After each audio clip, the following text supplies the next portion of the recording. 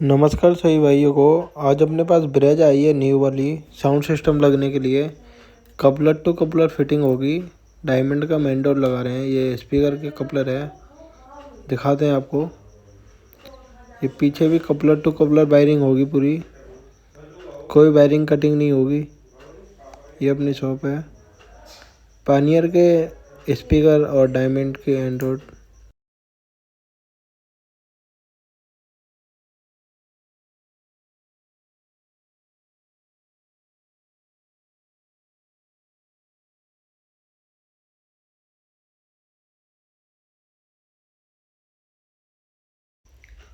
Speaker हमने लगा चुके हैं, कपलर टू कपलर फिटिंग कर चुका हूँ। ये गाना टेस्टिंग पे लगाया है, वीडियो चेक करने के लिए, गाना चेक करने के लिए।